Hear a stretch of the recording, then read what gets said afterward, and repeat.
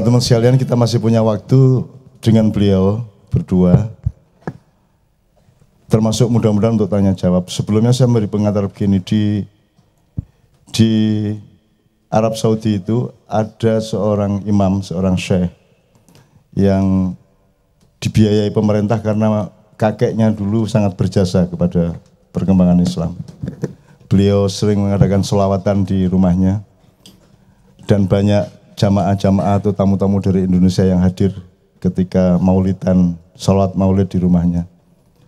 Ini saya cerita aja. Beliau ini kalau ingin nasihat dari Rasulullah SAW, beliau selalu mencoba melakukan syar'i sholatnya, sholat khusus untuk bertemu Rasulullah itu sampai hari ini belum pernah berhasil. Sehingga kalau beristikharah itu beliau belum pernah berhasil untuk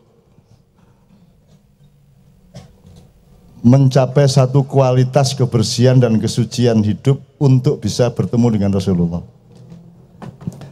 Nah, kalau beliau punya keperluan sesuatu yang sangat penting, misalnya bikin musola atau bikin apa, itu di tempat yang sebelah mana, di tanah yang sebelah mana, dia ingin tanya Rasulullah, dan caranya bertanya kepada Rasulullah adalah beliau mengundang seorang kiai dari sini ke sebelah timur sana. Saya tidak akan sebut daerahnya, nanti di data. Beliau dikasih tiket ke sana, terus beliau nanti diminta untuk beristikharah, dan beliau yang ketemu Rasulullah, terus kemudian Rasulullah dawuh apa, dikasih tahukan kepada syekh ini. Karena kiai ini seorang yang sangat bersih, seorang yang tidak pernah putus wudhu, seorang yang tiap malam santri-santrinya membaca semua hizib. Orang yang selalu berpuasa, orang yang sangat suci, yang dia bisa membakar gedung tanpa api, gampangannya gitulah, pokoknya ngono iku lah ya. Nah, kemarin kiai yang sering ketemu Rasulullah itu telepon saya. Ya, ini serius ini. Dan itu tiba-tiba siang-siang saya ditelepon loh. Pak Yai, enten apa kok kudu ngaren sampean telepon saya? Cak, ini saya didhawuhi Rasulullah ini. Nggih pripun, gimana? Perang, Cak.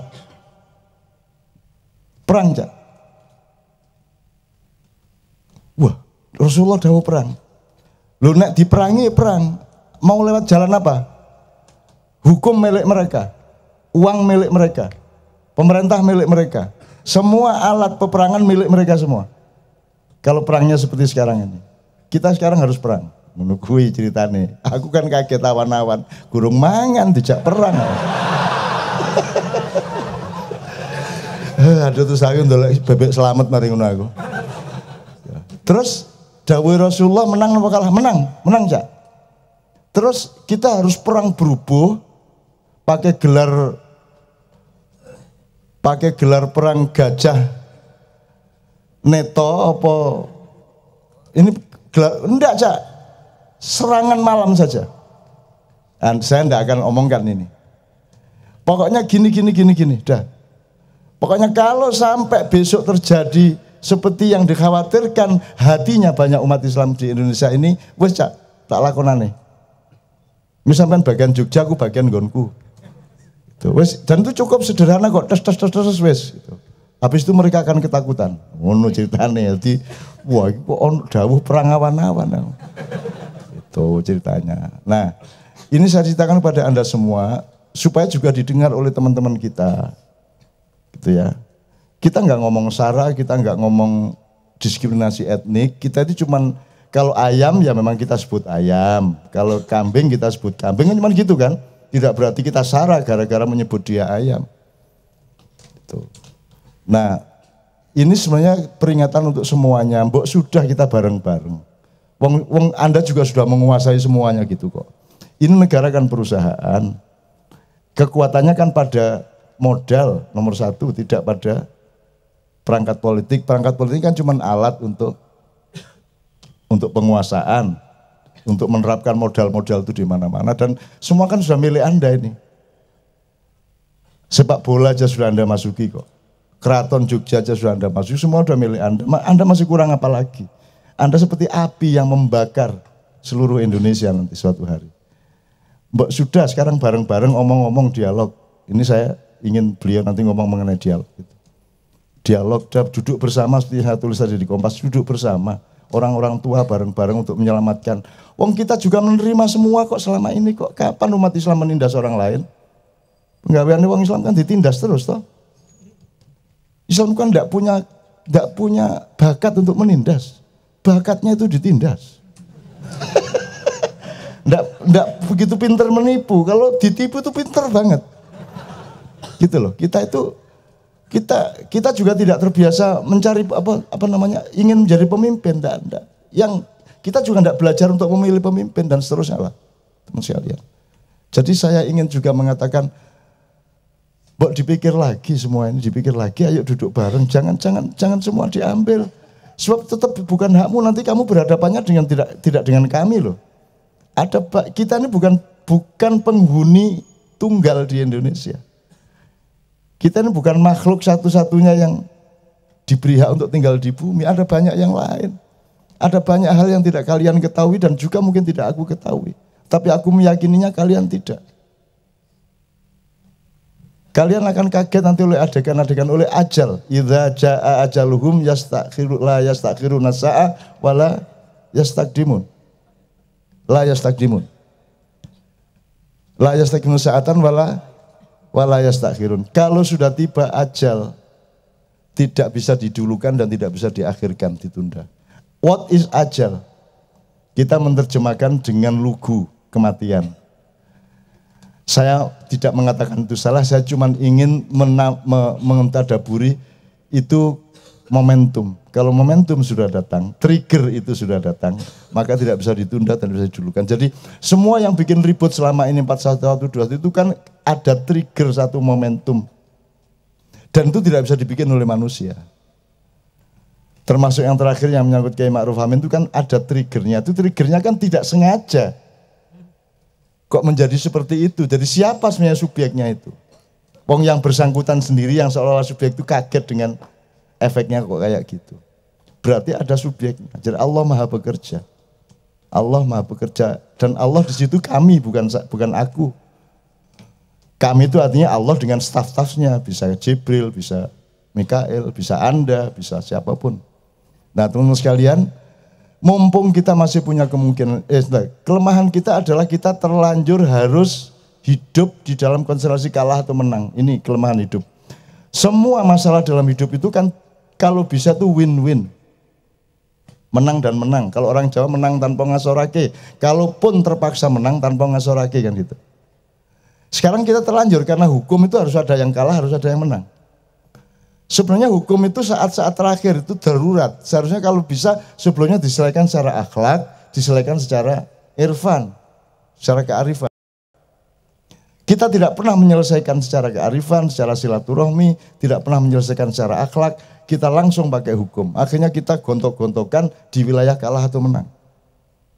Dan hidup itu tidak ada mengalahkan orang lain sebenarnya kalau kita bertauhid kepada Allah Subhanahu wa taala. Itu teman sekalian. Nah, untuk itu ini masih ada waktu untuk bisa berdialog, masih ada waktu. Saya mohon izin ya.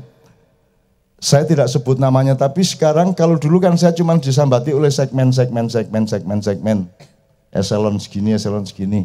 Di wilayah-wilayah kerja yang bermacam-macam dari bangsa dan pemerintahan kita. Sebulan terakhir ini kan saya sudah didatangi oleh yang puncak-puncak ini. Tapi satu persatu, dan itu kan mungkin hanya mau merekrut saya atau mencari aman karena sudah ketemu saya. Kan gitu. Nah, saya tidak mau karena kalau mau ketemu bareng semuanya. Kalau mau ketemu Bu Mega, Habib Rizik, Kapolri, kalau perlu dengan Luhut dan Jokowi, semuanya bareng-bareng. Saya baru mau ketemu. Kan gitu.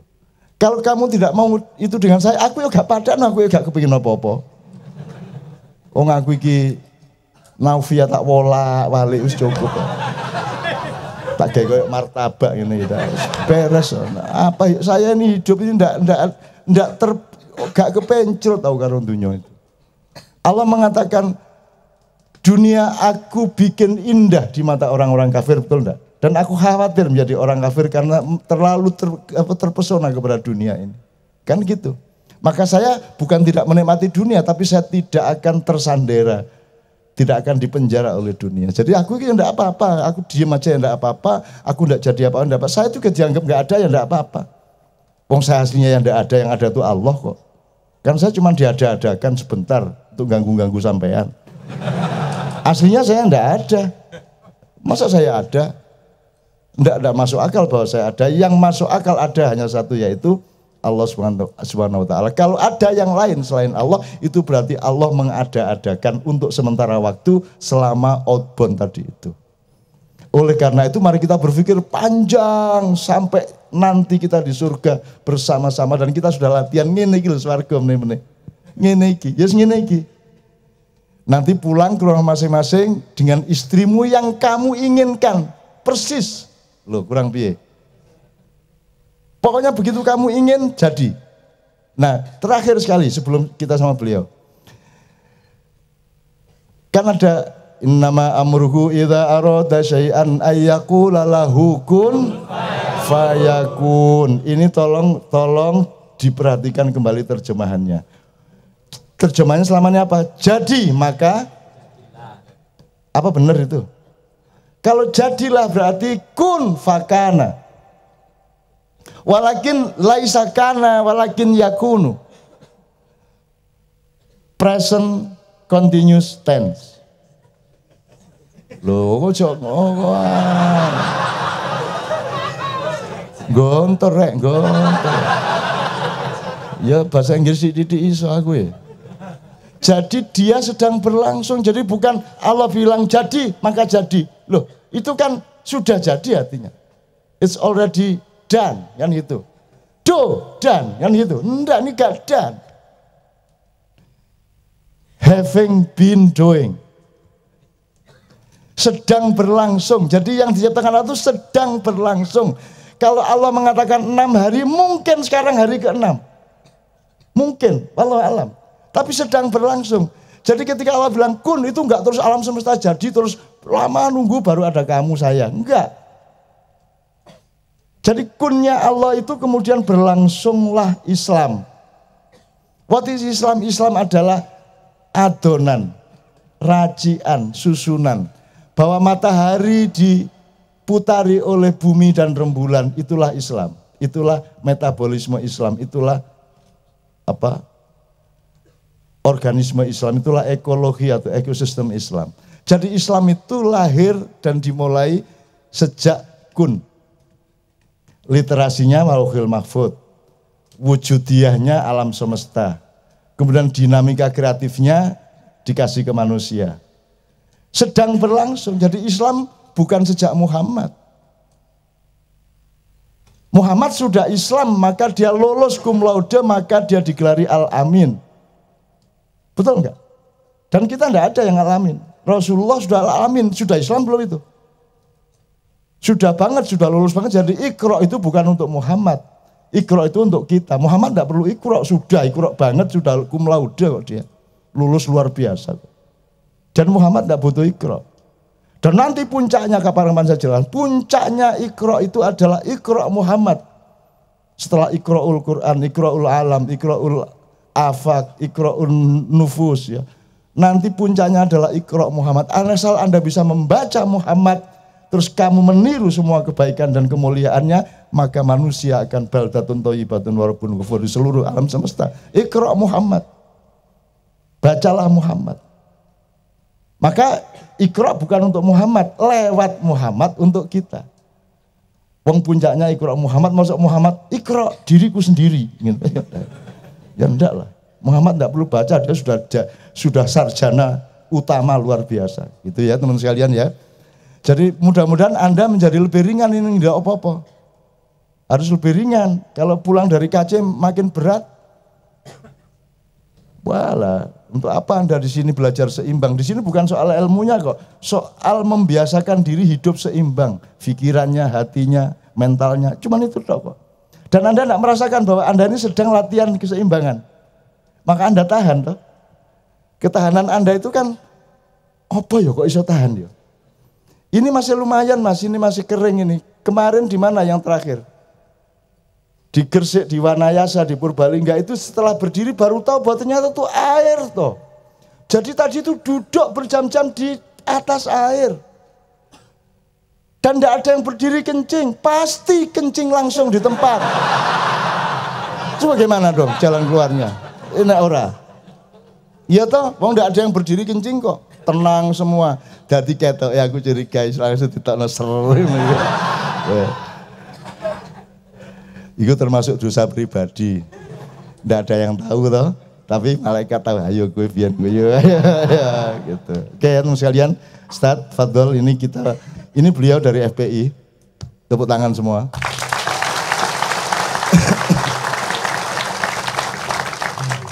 Pedomannya jelas ya, semua orang selain Allah, selain Rasulullah itu relatif. FPI ada yang Anda tidak suka perilakunya, ada yang Anda harus puji, ada yang harus Anda apresiasi, sama semuanya. Ya. Kelapa itu Anda harus rasakan manisnya santannya. Tapi Anda jangan lantas mentang-mentang suka kelapa, terus Anda makan sabutnya. Lah kan sekarang begitu orang. Mentang-mentang sudah seneng sama kelapa semua baik, buatok krakoti. Orang tuh kalau orang sekarang tuh jadi gitu loh. Orang tuh suka sekali hidup dalam kesempitan. Saya kasih contoh nyun sewu ya, jangan marah ya. Ada iklan yang bunyinya begini kata-katanya. Apa sih bakat itu? Tenang aja. Terus adegan musik, terus bakat itu tidak dikasih, bakat itu diraih, itu kan? Kedua, terus musik lagi, adegan lagi, terus kalimat berikutnya, bakat itu omong kosong, gitu lah. Yang ketiga, apa lagu? Terus terakhir, yang sebenar-benarnya bakat adalah kita tidak pernah menyerah, ya gitu. Itu saking fanatiknya terhadap daya juang dan tidak ingin menyerah sampai dia menindas kata bakat. Itu namanya tekad. Kalau yang tidak pernah menyerah itu namanya tekad, itu bukan bakat. Kalau bakat itu sesuatu yang dikasih oleh Tuhan. Gimana sih Anda ini? Anda itu baik ya baik, enggak usah jelekin orang. Ya, makan mangga, enggak usah terus jambu itu apa sih? Nah, ya enggak usah gitu lah. Ya. Jadi orang sekarang itu ya Allah seneng banget hidup dalam kesempitan. Kalau bakat itu dalam bahasa Arab namanya fadilah. Kalau tingkat tinggi namanya karomah. Itu keistimewaan yang dikasihkan kepada setiap orang berbeda-beda. Gitu loh. Ini si Fahmi ini sudah suruh kerja keras, tidak pernah menyerah nyekel gitar. Ayo. 30 tahun nek iso deh. Wong ndak punya bakat belas. Jadi bakat itu beda sama tekad. Bakat itu ya, ini pemusik Indonesia rata-rata karena bakat, tidak karena studi toh. Iwan Fals ndak pernah sekolah musik, tapi dia berbakat. Ya suaranya, ya cipta lagunya, ya main gitarnya semua. Itu bakat. Kalau yang tidak pernah menyerah itu namanya tekad. Ngono ya arek-arek iki. Mentang-mentang fanatik kepada tekad, ngelek-elek bakat. Iki kan terus aku ya Allah ampunilah dia karena dia tidak tahu. Kan gitu aku. Soalnya kan Allah marah itu. Siapa ngomong bakat itu apa emang siapa? Apa sih bakat ngono ya? Apa sih bakat itu? Ngono kuwi. Gusti Allah ngene, siapa ngomong? Oh, ya. Gitu enggak? Kira-kira gitu enggak, Mas? Lo bakat itu minallah, betul enggak? Kalau bahasa Jawanya gawan bayi, pelesetannya wagan yabi. Itu sejak bayi dia udah punya itu, dikasih sama Allah dari sononya kalau orang Betawi. Dari sononya, itu namanya bakat. Terus bakat yang sebenarnya adalah kita tidak pernah menyerah. Loh itu jenenge tekad. Ya apa sih rek? Ya Allah aku angger Mbak Fia itu kalau sudah ada ayo enggak usah marah. Ayo enggak usah marah. Angger ono dengar itu langsung dia peringatkan, enggak usah marah. Kan sudah dengar berkali-kali, enggak usah marah. Dan aku meneng-meneng kayak rampak aku. Begitu apa sih bakat itu ngene aku. Terus no.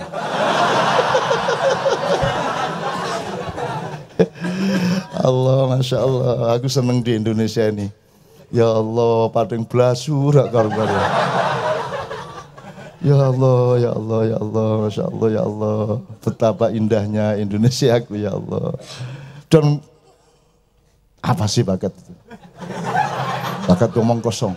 Wah, ngono ki gayane arek-arek. Gayane dijabut ilatmu kapok kono.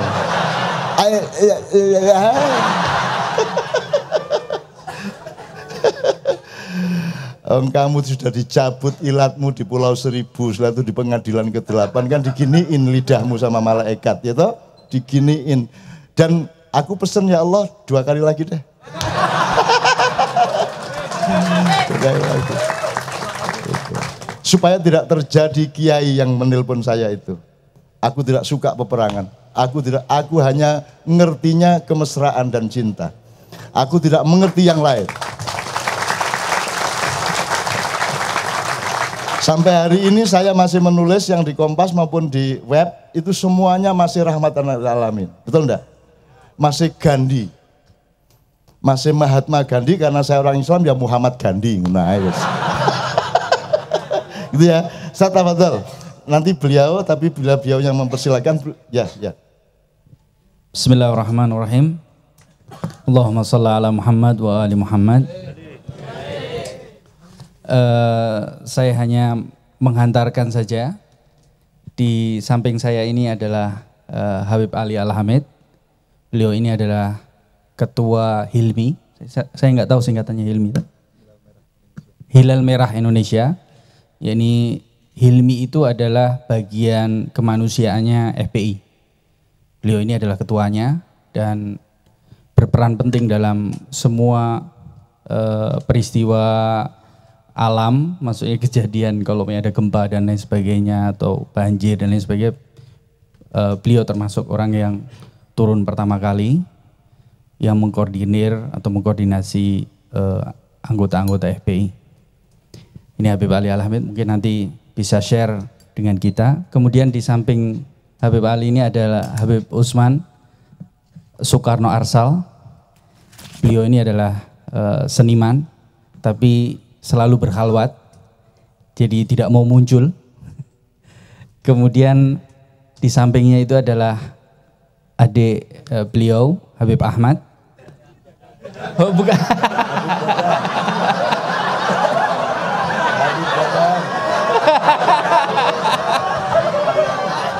Ya tuh Beb, antum belum kenal Habib Dadang Al-Kafir.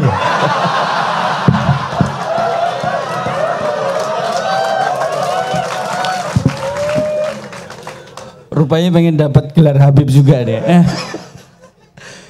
Habib Ahmad ini adalah Habib Ahmad Arsal, seorang pengusaha dan juga beliau ini jago silat, ya, jago bela diri. Saya mungkin nggak bisa bicara terlalu banyak, memang harus ada session sendiri lah biar dia bisa berbicara tentang apa yang dimaksud bela diri yang dia kuasai. Tapi saya pernah merasakan bagaimana didorong sama dia sampai terpental kurang lebih berapa meter itu waktu 5 meter mungkin bisa jadi. Tapi jangan diperagakan di sini nanti. Kemudian di sampingnya Habib Ali Arsal, Habib Ali Agung Arsal. Ya. Beliau salah satu pendiri sekolah internasional di Jakarta, tapi saya nggak tahu ini diizinkan untuk menyebutkan namanya atau enggak? Tidak boleh ya? Oh nggak apa-apa. Ya, sekolah internasional bernama Jubile. Jubile di kota Sunter sana, di Sunter Jakarta ya. Saya pikir ini mayoritas muridnya Chinese ya semuanya. Ya, mungkin 95% Chinese. Kemudian dan juga pemilik Warkop Puakale di Jalan Poltangan Pasar Minggu. Mungkin nanti teman-teman bisa mampir ke warkop beliau, diskon. Kok gratis nggak tahu kebijakan beliau. Nah. Tapi mungkin nanti harus ada kode sendiri. Tapi kodenya harus ada koordinasi sama Mas Gandhi ya, gitu. Kemudian di samping beliau itu adalah Habib, monggo.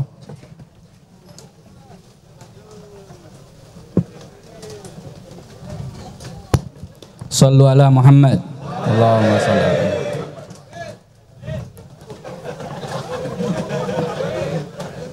Nggak pas kalau takbir, nggak pas ini.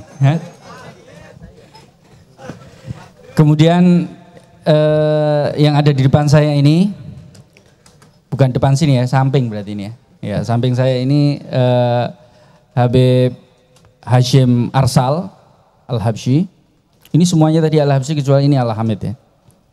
Ini Habib Hashim Arsal ini beliau adalah pakar komunikasi. Beliau termasuk salah satu orang yang membesarkan Lion Air. Mungkin nggak tahu sekitar 7 tahun yang lalu ya.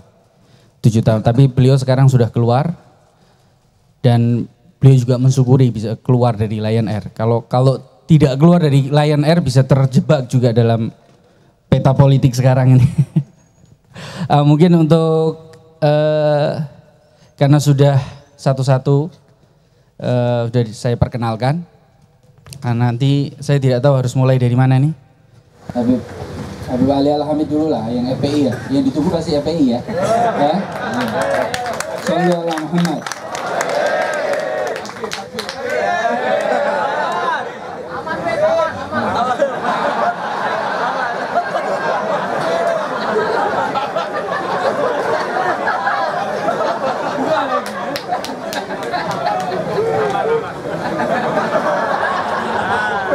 Bismillah, alhamdulillah, salatu wassalamu ala rasulillah wa alihi wa sahbihi wa man walah.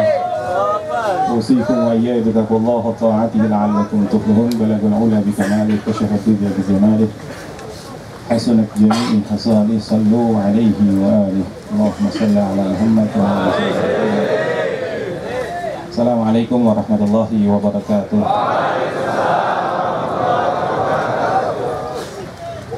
Yang saya hormati guru kita Cak Nun atau Cak Nun, saya sebenarnya kenal beliau nih lupa ingat, sebenarnya udah lama. Antum pernah ke pondok saya dulu di Bangil. Nah, jadi ya mungkin saya masih kecil bener. Nah, dan juga yang saya hormati saudara saya Bang Gandhi, yang alhamdulillah karena beliau wasilah sehingga saya bisa datang bertemu antum semua di sini. Yang bikin saya nggak sungkan ketika tadi Cak Nun udah teriak takbir, nah itu deh kehidupan di daerah saya deh.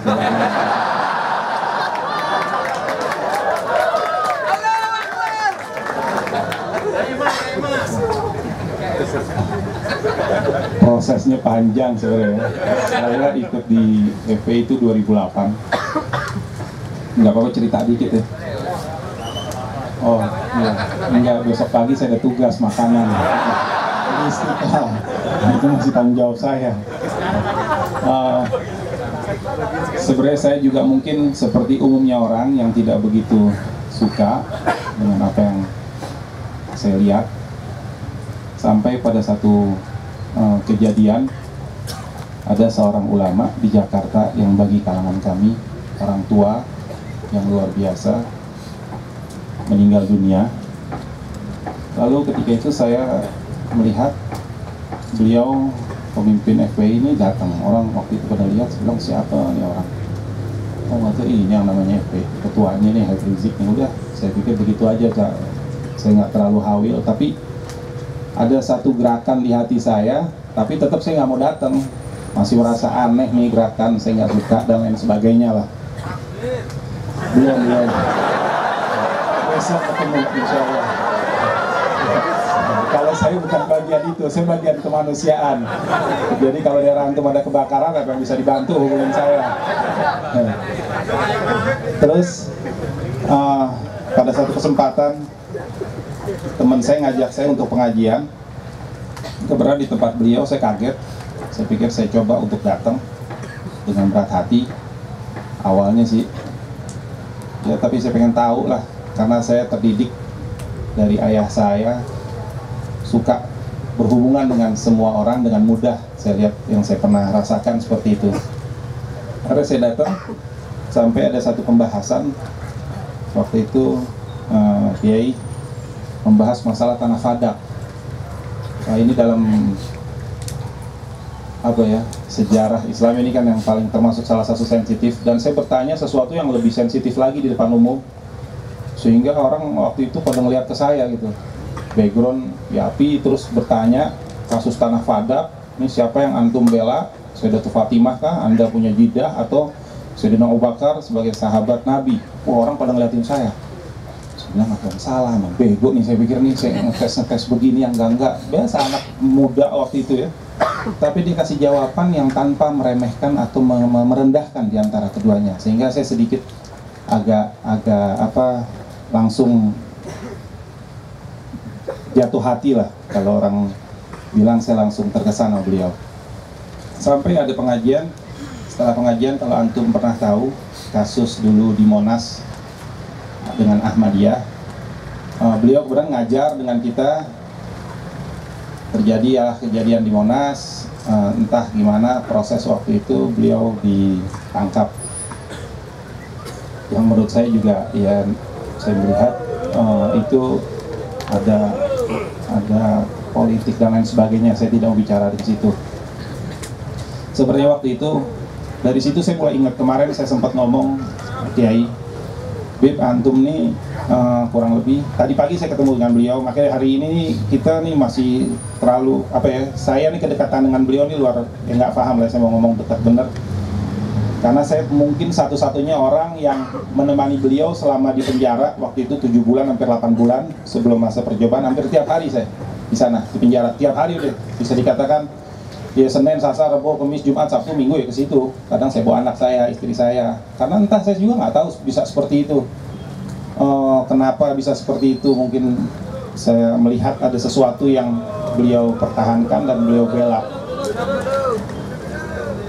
Akhirnya singkat cerita, kemarin berapa hari lalu, Kiai, saya bilang, Bib, antum ini permasalahannya satu. Kalau Anda ingat-ingat dulu zaman Pak SBY, antum di penjara, orang taunya Ahmadiyah. Tapi waktu itu tema antum ini, demo anak-anak ini bukan karena Ahmadiyah. Ada 5, waktu itu saya ingat. Salah satunya meminta bensin diturunkan, kedua bahan pokok diturunkan, ketiga nasionalisasi aset negara, keempat Namru, yang sekarang Siti Fadilah dipenjarakan menurut saya secara zalim, karena saya kemarin ketemu saudaranya. Namru itu mungkin antum banyak tahu lah, nggak perlu saya bicarakan di sini. Nah, terakhir Ahmadiyah, tapi bagaimana orang fokuskan, media mau fokuskan dia hanya sebatas Ahmadiyahnya aja udah. Kebetulan ada kejadian di sebelumnya itu ada bentrokan yang sebenarnya juga tidak diinginkan terjadi, namanya masyarakat kalau diturun. Ya seperti itu. Nah dari situ akhirnya saya terus berusaha menemani beliau di penjara, saya ikutin dan lain sebagainya. Beliau punya sifat nih paling sensitif buat kemanusiaan. Jadi ketika itu saya ditanya, waktu itu mau masuk Munas FPI, saya ditanya, "Li, Anda nih sukanya apa?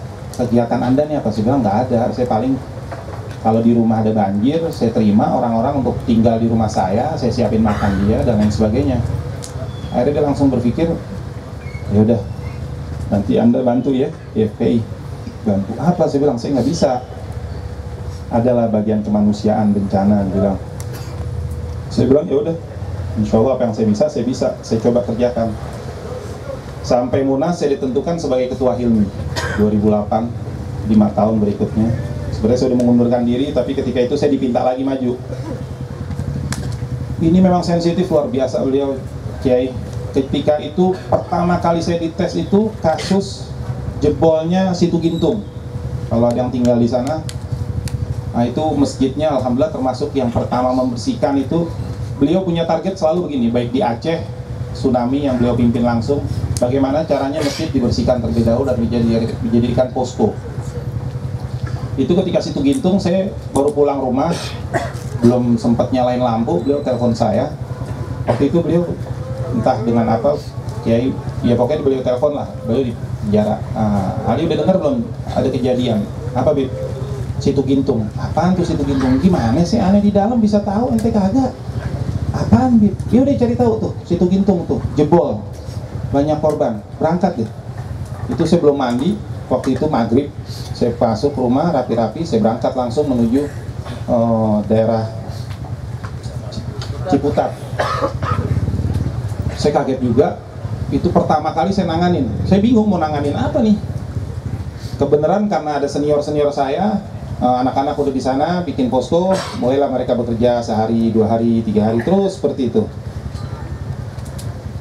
Sampai saya terus terbiasa dengan mereka. Di samping Situ Gintung ada komplek, kita bikin papan tulis, kami siap membantu memperbaiki, kami siap membantu membersihkan rumah Anda.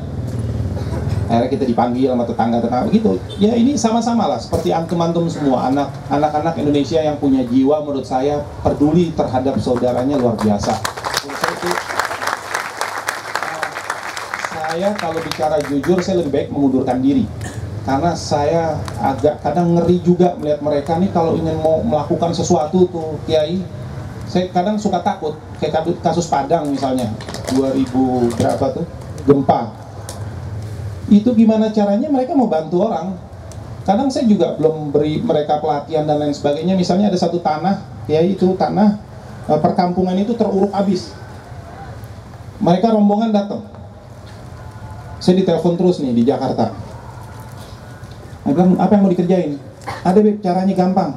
Apaan? Kita siapin mesin, air, kita semprot, tanahnya keangkat, orang atau jenazahnya pasti keambil.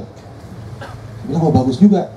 Tapi karena udah didahulukan ada kelompok lain mungkin dari luar atau apa dengan beko, jadi begitu diangkat begitu kena tangan putus dan lain sebagainya, warga udah keburu marah. Jadi warga enggak udah sekalian aja kita kubur langsung. Tapi anak-anak semangatnya tetap ada, mau bantu, mau ini tuh luar biasa sampai detik ini. Dan sampai detik ini Bima kami masih menangani yang kemarin banjir Aceh. Silahkan mohon didoakan. Insya Allah kami lagi bangun kurang lebih 50-150 rumah. Dan saya sendiri lah, yang bukan saya sendiri, kami dan teman-teman di sana yang menangani itu. Uangnya juga saya dapat dari semua sumbangan Kiai, sumbangan dari umat. Ya saya sendiri bingung, ya begitu kita diperlakukan seperti itu kok umat malah tambah percaya luar biasa.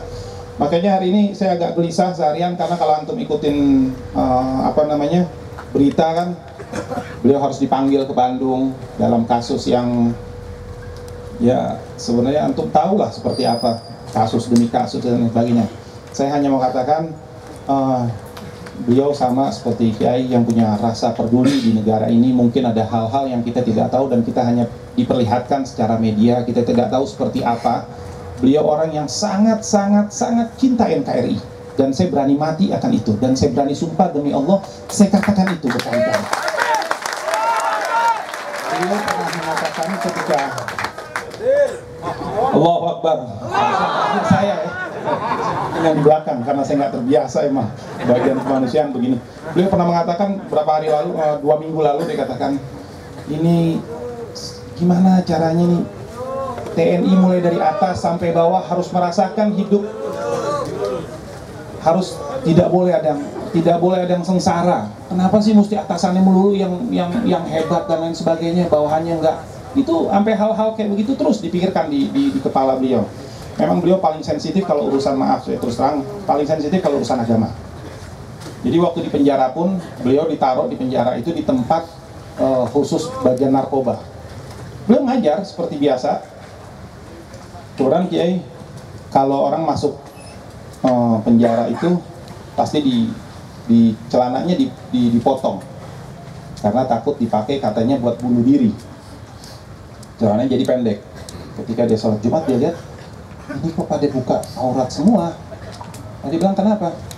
Oh iya, ini nggak boleh, ntar takutnya dipakai buat ini. Oh enggak, orang bunuh diri dari atas loncat bisa, di kamar dia jedotin pala terus-terusan bisa. Ini nggak ada alasan begini. Saya nggak mau tahu, mesti orang sholat mesti tutup auratnya. Akhirnya saya datang besoknya, Ali besok bisa datengin kain, bisa Beb, buat apa? Ya udah datengin deh, ya datengin sekali, 2 kali terus berkodi-kodi Kiai. Ternyata buat ini mereka sholat pertama, kedua buat mereka kalau tidur di lantai itu buat tutupan selimut. Terus beliau dalam setiap harinya tuh di penjara ngajar seperti biasa orang. Cuma memang orang kalau di dalam penjara nggak bisa keluar kamar kecuali ada ya sesuatu dan lain hal lah. Jadi karena keberadaan beliau ada di situ, akhirnya yang tadinya tingkat atas semua pada turun Kiai pengajian. Dan maaf, ketika itu kondisi air memang sangat memprihatinkan. Itu waktu itu di Polda. Mudah-mudahan sekarang nggak seperti itu. Jadi nggak semuanya setiap hari mereka bisa mandi. Kondisi badan yang menurut saya, maaf Kiai, agak wow yang luar biasa. Tapi tidak pernah sedikit pun saya lihat di diri beliau nih menutup hidung dan lain sebagainya. Paling kalau kita mau lihat pas Mahdil Diam bagian minyak saya yang disuruh, saya bagiin lah ke minyak dan lain sebagainya. Jadi sebenarnya beliau itu punya sifat kelembutan dan lain luar biasa. Diperlakukan seperti ini, saya juga banyak mengikuti hal-hal yang menurut saya di FPI ini nggak masuk akal, ini nggak mungkin kita tembus urusan ini. Tapi ya karena beliau yakin dia jalankan, walaupun seperti tadi Pak Kiai bilang nggak ada orang yang sempurna dan lain sebagainya, kesalahan mungkin dalam bicara, perkataan, sikap dan lain sebagainya itu normal ya, manusia. Kullu bani adam al-khata wa khata'ina tawwabun. Tapi saya tahu benar bagaimana beliau mendidik kita nih sampai kita bisa cinta seperti itu pada beliau. Makanya kalau ada istilah pembubaran lah ini itu, saya bilang ini orang aneh, mau nyuruh bubar emang terus kalau dibubarin orangnya hilang gitu. Ini orang pemikirannya sama, orang-orangnya sama, pasti tetap ada. Oke, nggak pengaruh bagi saya. Sampai saya pernah bilang, saya dulu pernah usulkan sama Adit, kalau menurut Ali bubarin aja udah FPI. Lu kejadiannya siapa yang ngelakuin kok Habib? Ini kejadian di sini kok Habib, ini Habib, kok semua saya pikir kok larinya ke Habib lagi, nggak mungkin gitu loh. Kalau Kapolsek melakukan sesuatu, Kapolri dicopot, kan nggak mungkin Pak. Dan itu selalu terjadi seperti itu, dialihkan ke beliau lagi, dialihkan ke beliau lagi, terus seperti itu. Dan kita nih banyak dapat masukan yang luar biasa, masalah prostitusi lah, minuman keras lah, misalnya seorang ibu yang udah nggak kuat, misalnya di satu daerah kerjaannya dagang minuman, udah dikasih surat teguran ini itu dan lain sebagainya, nggak mampu, anaknya pulang harus ngamuk-ngamuk, ngadepin istri nempeleng, ngadepin orang tua ngamuk dan lain sebagainya. Dia udah bingung karena apa? Ada satu tempat misalnya minuman keras yang harus dilarang dan lain sebagainya karena di tempat perkampungan. Dia udah coba berbagai cara nggak bisa ya, gitu. Dia datang ke kita. Nah, ketika kita datang ke kita bikin, ya udah kamu bikin dulu kesepakatan warga Anda, bikin surat dan lain sebagainya. Tahapannya dari situ nanti kita minta RT, RW, lurah, camat dan lain sebagainya, polsek, polres, itu ditempuh dulu seperti itu. Ntar kalau sudah sampai beberapa jenjang dan lain sebagainya nggak ketemu, ya mau nggak mau anak-anak turun. Kalau turun kadang hal-hal yang begitu suka terjadi Pak Kiai. Cuma masalahnya kan proses di depannya itu nggak pernah orang tahu. Orang taunya kelepak kelepok itunya aja.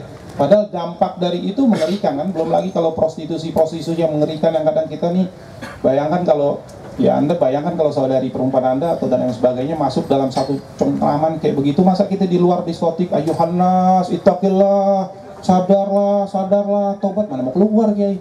Karena ketika kita datang dia udah mau persiapan untuk lawan kita. Walaupun prosesnya sebenarnya kita nggak mau itu, keluarin ini anak di ibu. Karena kadang-kadang wanita-wanita yang dari kampung ditawarin untuk kerja dan lain sebagainya, nggak tahu diambil, dibawa ke tempat hal begitu. Anda bisa bayangkan kondisi-kondisi seperti itu. Dan ini terus. Ini memang amar ma'ruf nahi mungkar nih barang yang nahi mungkarnya nih sesuatu yang jarang orang mau pegang. Problemnya, masalahnya terlalu ruwet Pak Kiai ketika pemilik-pemilik bar-bar begini nih bisa kerjasama dengan orang-orang punya kekuasaan. Itu kan menjadi repot. Itu yang menjadi masalah. Sehingga saya selalu katakan, kan Habib katakan nggak butuh Indonesia ini ada FPI, buat apa DPI? Kalau udah semua berjalan dengan baik, ya sudah jalankan saja. Jadi saya juga sebelumnya terima kasih bisa dapat kesempatan bicara di sini. Prinsipnya yang paling utama saya minta didoakan, insya Allah dari antum, utamanya Kiai Guru kita dan antum semua, kondisi yang sekarang terus menimpa saudara-saudara kita, dan alhamdulillah hari ini pun ehwan saudara-saudara kita udah banyak yang di Istiqlal untuk hadir acara besok untuk doa bersama untuk kebaikan khususnya Jakarta. Ya nanti, nanti saya nggak sadar ya di jam 3 nih. Emang Gandhi bilang katanya mulai jam 8 kelar bisa jam 3. Saya bilang yang bener nih. Makanya saya lihat Masya Allah luar biasa, saya kayak ngeliat 212. Jadi di 212 seperti itu kita juga bingung mereka ngencingnya di mana, mau sholat wudhunya di mana, Allah kasih hujan dia nggak bergerak, sama kurang lebih seperti di sini.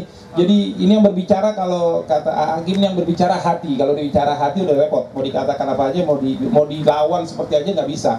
Jadi kurang lebih seperti itu. Saya hanya berpikir berbuatlah sebaik mungkin dimanapun antum berada. In ahsantum ahsantum li anfusikum wa in asatum falaha. Sesungguhnya kebaikan itu datang kepada antum, gak usah takut fitnahan dan lain sebagainya. Cuman saya berharap sekali lagi saya katakan, mereka saudara-saudara antum juga, mereka keluarga antum juga, mereka dari berbagai suku, bangsa dan lain sebagainya. Mereka menginginkan yang terbaik, yang pasti mereka menginginkan yang terbaik, walaupun kita juga tidak berharap. Dan saya paling marah di FPI itu kalau ada orang melakukan hal-hal yang seperti itu dan saya tegur, bukan tegur, saya marah benar. Makanya saya di kemanusiaan saya katakan, Anda bantu tanpa melihat siapa dia mau agama apa, etnis apa, karena saya nanganin hal-hal kayak gitu. Ada tetangga saya orang saya mau tahadus binikmah, bukan mau sombong. Tetangga saya Kristiani sakit stroke, karena dia harus makan obat berkepanjangan, ya kita tangani setengah tahun lebih nggak ada masalah, selama kita bisa apa yang kita bisa lah Pak Kiai, kurang lebihnya seperti itu. Mohon maaf kalau ada kata-kata yang kurang enak, kurang pas. Sekali lagi saya berterima kasih bisa berkumpul dengan antum semua di sini. Saya jadi merasa punya saudara yang luar biasa lagi di sini nih. Ya, melalui kita punya guru, biar Allah panjangkan umurnya, sehat. Dan terakhir juga saya suatu kebanggaan, saya katakan tadi sama Pak Kiai waktu beliau mengatakan tentang menegur lah, menasehati lah kepada Ibu Mega tentang perkataan yang seperti itu juga membangkitkan anak-anak ormas-ormas yang ada ketika antum katakan tadi. Saya bisikin tadi sama beliau seperti itu. Itulah tugas kita, kalau memang biar gimana mereka saudara kita semua layak dinasehati, yang kita butuh nasihat dan mereka butuh nasihat, kurang lebihnya seperti itu. Minta maaf, wabillahi taufiq walhidayah waridha walinaya wal afu minkum. Assalamualaikum warahmatullahi wabarakatuh.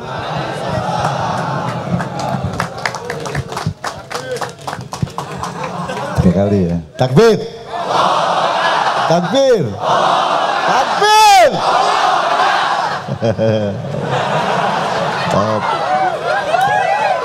Takbir dan takbir ada bedanya, tergantung hulu ledak rohaniah Anda bagaimana, kan begitu, ya toh? Ya, jadi Anda jangan terjebak oleh output. Anda harus mempelajari inputnya satu ya. Jadi saya ingin pesan dua hal nih setelah beliau ini, Habib Ali. Yang pertama, tolong yang sempat pelajari surat Al-Hujurat.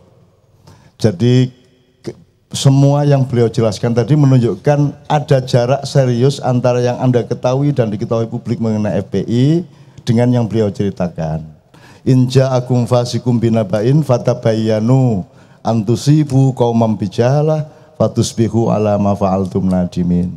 Itu Anda pelajari, berarti Anda harus punya kondak yang secanggih mungkin agar Anda tidak terkontaminasi oleh berita-berita yang sebenarnya tidak seimbang atau tidak adil, mengemukakan fakta-fakta. Saya tidak membela siapa-siapa, memang hidup harus begitu.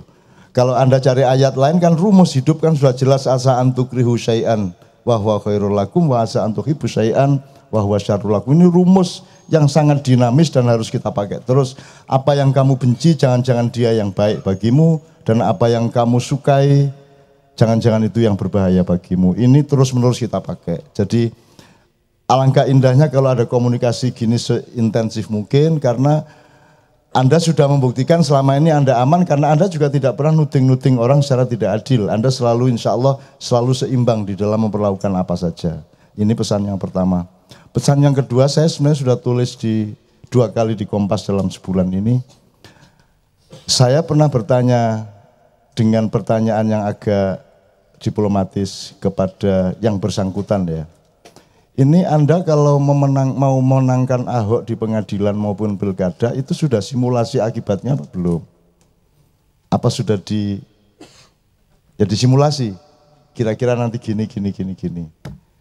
Dia jawab, sudah aja, sedang disusun. Padahal saya kan seharusnya pertanyaannya kalau akademis, kalau penelitian, apa benar Anda punya rencana untuk memenangkan Ahok? Gitu. Kan mestinya begitu. Saya nggak nanya gitu. Saya langsung, ini kalau Ahok mau dimenangkan, Anda sudah simulasi belum? Oh sudah aja. Ya gitu. Jelas ya. Itu saya nulis di Bangsa Yatim Piatu di alinea kedua. Kemudian saya katakan bahwa ini ada seseorang yang diupayakan maksimal untuk menang di pengadilan maupun di pilkada. Dan untuk itu harus ada pengamanan sebelumnya. Maka terjadilah pembulian, manipulasi, tuduhan-tuduhan, dakwaan-dakwaan, penghancuran karakter kepada orang yang kira-kira akan ribut terhadap rencana Anda itu. Itu sudah saya tulis kok sebulan yang lalu kok. Kan gitu dan seterusnya. Nah, tetapi mungkin ya itu semua sudah jelas. Sebenarnya sudah terjadi meskipun efektif atau tidak kan itu tergantung kejadian di medan perangnya kan begitu. Tapi itu sudah jelas seperti itu, jadi mohon dikenali perilaku baku dari orang yang sedang berkuasa. Sebagaimana yang dikatakan Pak Yai yang saya ceritakan tadi, lo semua milik mereka. Terakhir kemarin saya sempat dikontak lagi untuk yang tadi saya ceritakan di puncak-puncak itu, saya bilang, setahu saya kepolisian itu bukan aparat pemerintah. Kepolisian itu aparat negara. Negara itu rumahnya rakyat, miliknya rakyat, sehingga tugas polisi adalah membuat pagar untuk mengamankan rakyat. Siapapun saja rakyat itu kan gitu. Ya, jadi dia sampean salah kalau meletakkan diri sebagai alat dari kepentingan pemerintah dan bekerja untuk itu. Ini yang tadi saya sebut manusianya manusia kawulo di Indonesia. Jadi ini sebenarnya keraton. Bagaimanapun PDIP itu ya kerajaan Soekarno.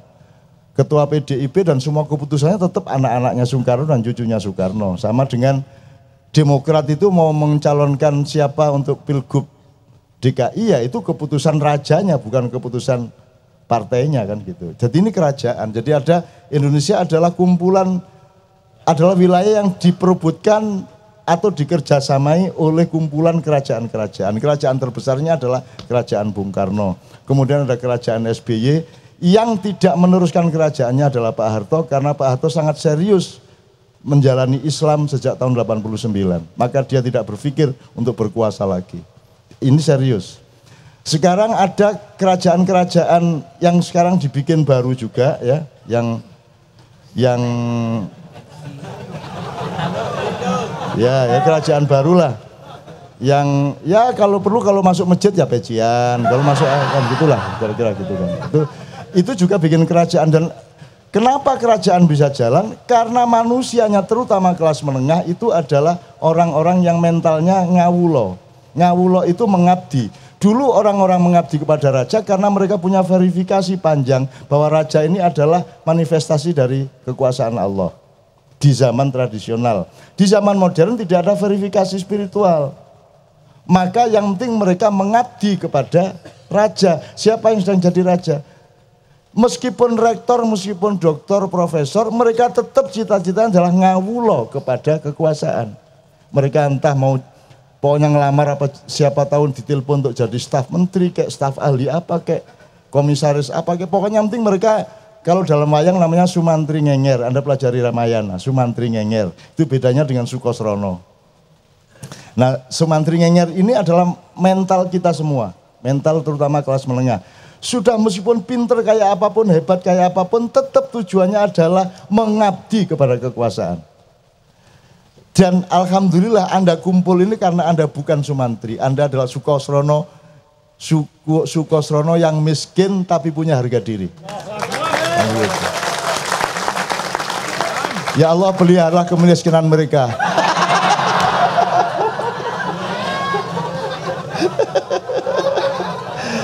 Asiknya di sini tuh. Ya enggak, ya Allah juga tahu kalau saya ndagel, Rek. Itu maksud Allah enggak ngerti hati saya kan.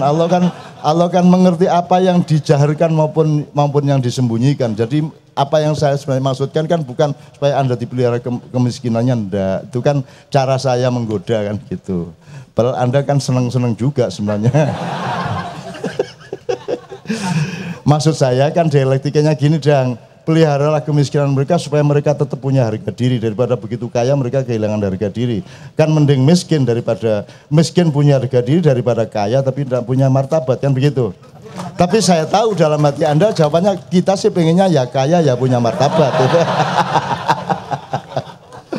Oke sekalian, masih boleh sampai 3:30. Kalau ada 1-2 pertanyaan silakan. Ya fadal Mas. Ya. Astagfirullahaladzim. Alhamdulillah namastu wa nasta'inu wa nastaghfiruh. Assalamualaikum Yai, Bib semuanya. Masya Allah, tadi saya itu banyak sekali pertanyaan, saya dengerin diam, tapi ternyata semuanya dirangkum oleh Cak Nun dengan lugas. Terutama yang paling menohok itu outbound. Jadi bener banget tadi itu lagi sumpah. Out itu kan keluar, bond itu utang. Jadi mas tadi saya itu lagi keluar dari utangan, sumpah, gak ada yang utangin. Loh, enggak, kok tahu, Masya Allah sakti, ya Allah, memang kalau wali itu emang ya sudah tahu semuanya aja. Saya langsung teriak, langsung melek, jadi sumpah tadi aslinya. Bener itu, emang ini tempat pelarian kita semua untuk sama-sama ayah, gitu kan. Jadi seriusnya yang saya pikirkan adalah tadi panjenengan bilang fasik itu benar bahwa sekarang ini kita bikin, saya tadi kenapa kondak gitu ternyata membentengi terhadap informasi. Kefasikan yang ada itu membuat informasi yang sekarang beredar di medsos itu diterima mentah-mentah tanpa menjalani ngaji. Kalau zaman saya kecil dulu ngaji itu khatam tuh gak iso maca dhewe, harus maju. Dibenarkan, dikoreksi dan di-approve. Oke, Anda bisa khatam. Jadi sekarang orang dengan, ini beda sekali dengan 5 tahun yang lalu atau 2009. Peralihan kekuasaan 2004. Saat itu medsos sudah ada. Tapi tidak semua gadget, tidak semua media, perangkat bisa mengakses. Kalaupun bisa, harganya tidak terjangkau. Sekarang di bawah 1 juta juga udah bisa.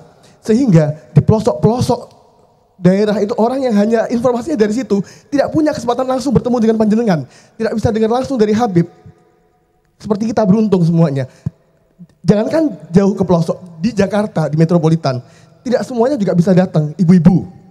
Keterbatasan sebagai wanita dia bisa pergi sendiri tanpa mahram, tanpa muhrimnya. Dia hanya menerima itu ke pengajian dan segala macam. Nah, jadi ini sangat mengkhawatirkan. Tadi panjenengan bilang bahwa jangankan Gusti Allah marah, nggak ridho aja sudah takut kita. Nah, Habib bilang benar, Beb, 11 kemarin, 12 ya, kita tiba-tiba hujan turun untuk wudhu, itu artinya kita dirahmati. Besoknya, Beb, beberapa dari kami itu berlaku jumawa, sombong. Sombong itu haknya Gusti Allah yang kita nggak boleh pakai, beliau aja nggak pakai gitu loh. Jadi kita menghewan-hewankan kaum yang di sana. Itu yang posting berjilbab dan itu bukan akun palsu. Ada banyak sekarang akun palsu. Nanti itu dahsyat, medsosnya dahsyat. Dipakai.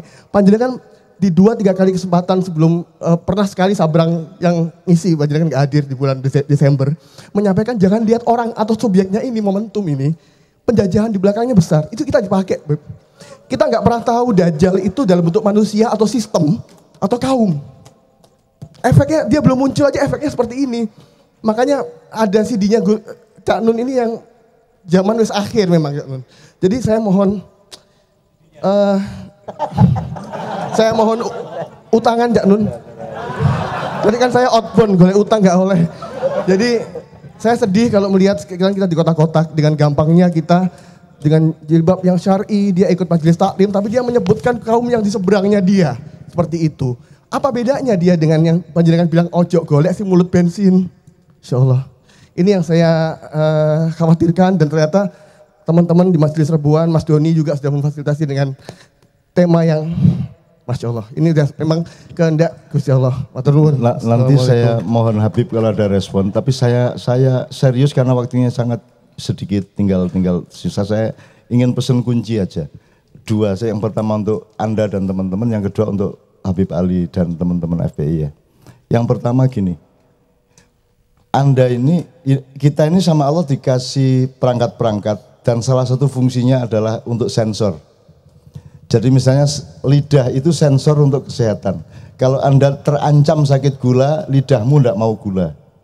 Kalau Anda terlalu banyak asam, lidahmu nggak mau kopi. Itu langsung tidak mau aja. Itu tanpa ilmu, tanpa pengetahuan, tanpa wacana, lidahmu nggak mau. Nah, sekarang terhadap medsos yang seperti itu, Anda harus punya sensor. Harus mengembangkan kemampuan sensorship di dalam diri Anda. Ini kayak misalnya saya juri puisi itu ya, beribu-ribu puisi saya baca itu saya pakai sensor aja. Ini baik, ini buruk, ini baik, ini buruk, aku pakai sensor aja. Jadi tak delok ini seru aku, gitu loh. Makanya saya tidak pernah baca buku karena tak sensor aja ini. Nah, jadi ada Kompas, ada broadcast, ada segala macam. Anda harus mengembangkan sensor Anda.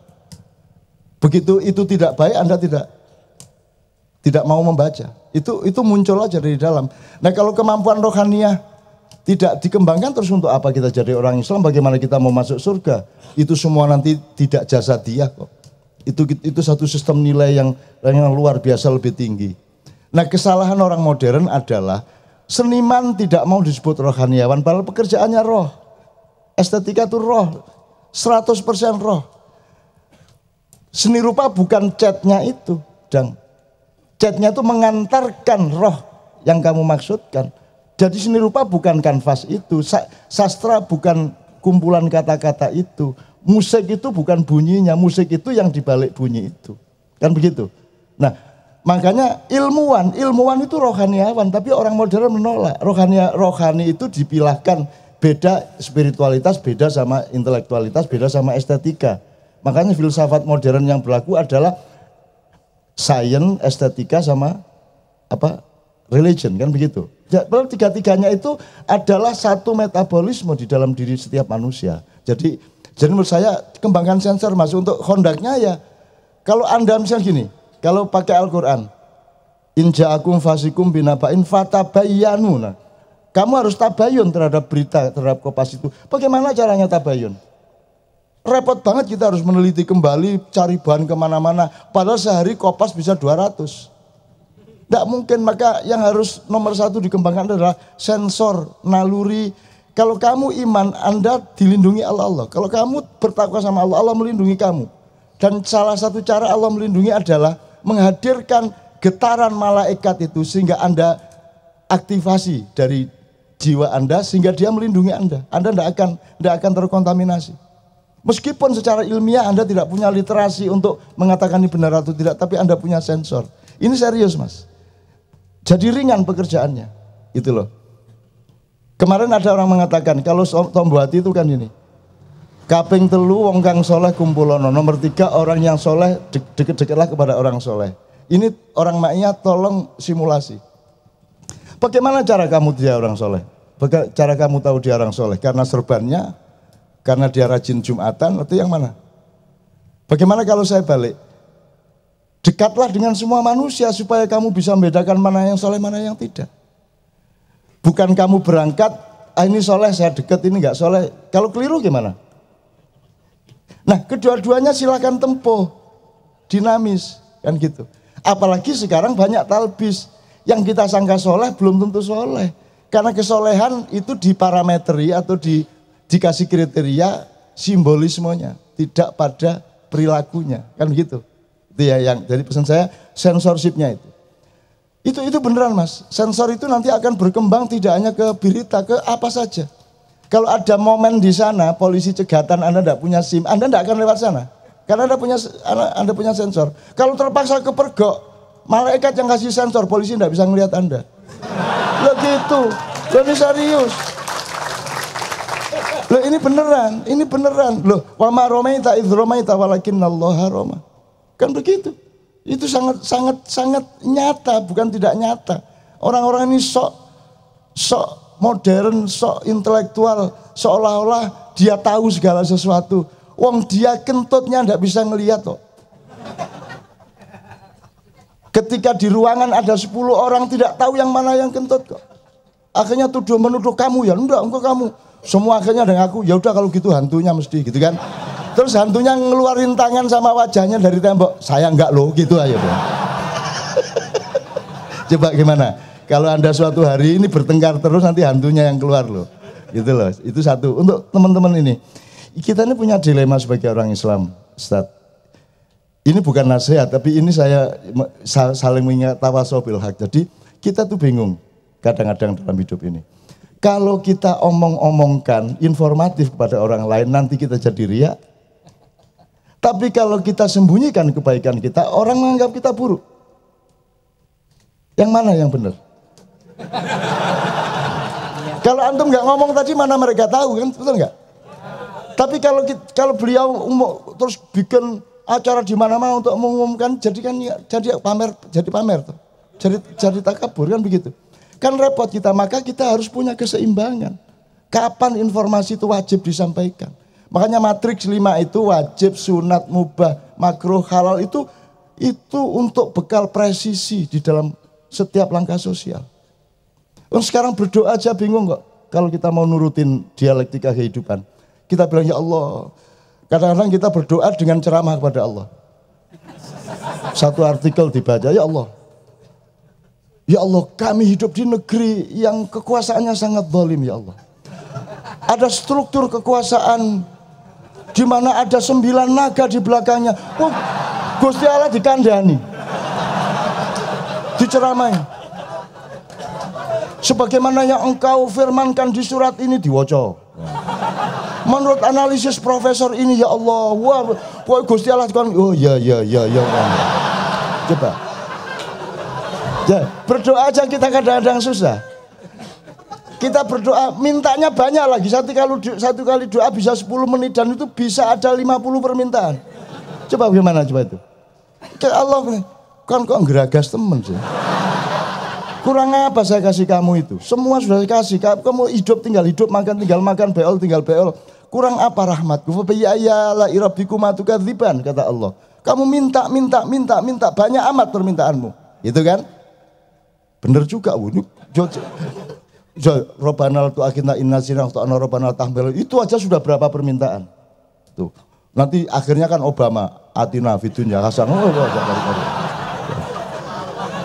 Terus akhirnya kita bekewo sama Allah, ya Allah, ya mohon maaf ya Allah, ampun. Terserah, manut. Akhirnya enggak berdoa, diem aja. Begitu kita 3 hari enggak berdoa, Allah datang lagi. Sombong kamu ya sekarang. Sombong kamu ya. Kok enggak minta kamu? Ud'uni astajib lakum, inget toh? Gitu lah. Kemarin katanya apa? Geragas. Kita kan, jadi kita mesti tahu presisi dan Indonesia ini kehilangan presisi. Kehilangan presisi, apalagi memang tidak cari presisi, Habib. Memang mereka tidak cari kejernihan dan ketepatan. Misalnya hoax sekarang hoax ditertibkan, medsos ditertibkan. Bagaimana mungkin ditertibkan? Karena yang disuruh menertibkan adalah orang yang punya kepentingan terhadap hoax. Betul enggak? Bagaimana? Kalau diserahkan si A, dia hanya akan menertibkan yang merugikan dia. Kalau diserahkan B, dia hanya akan menertibkan yang merugikan dia. Kan begitu. Bagaimana? Jadi urusannya di Indonesia ini bukan apa-apa kecuali presisi NKRI menjadi sikap utama siapapun saja. Begitu PDIP berkuasa, dia bukan PDIP, dia adalah NKRI. Kan gitu. Begitu Anda nyopir truk, seluruh badan Anda adalah truk. Pertimbangan Anda truk. Ojo nyopir truk kayak nyopir ojek. But yang ngelimpang truknya. Iya enggak? Kepemimpinan itu adalah imajinasi terhadap besarnya yang kamu pimpin. Begitu kamu presiden, setiap huruf dari mulutmu itu adalah Indonesia. Tidak boleh menyakiti siapapun di Indonesia. Kan begitu kalau pemimpin. Makanya di Quran tidak pernah ada Allah menyuruh kamu jadi pemimpin. Yang Allah suruh hanya pandailah mencari pemimpin. Kan begitu. Pandailah mencari, belajarlah bagaimana mencari pemimpin. Al-Maidah itu di surat 58 ya ada. Jadi urusannya adalah mencari pemimpin, bukan menjadi pemimpin. Bukan supaya dipilih, tapi bagaimana memilih. Jadi urusan Pilgub Jakarta tidak pada 3 calon, tapi pada rakyatnya. Pernah belajar memilih pemimpin apa tidak? Kan begitu. Kalau tidak saya kasih tahu ke Kiai Istikharah tadi.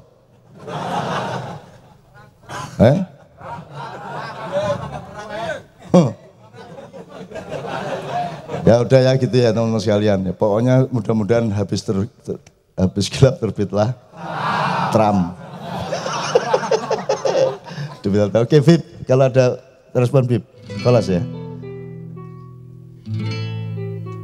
Cukup ya kalau sudah ada 3:30. Amin ya rabbal alamin. Bismillahirrahmanirrahim.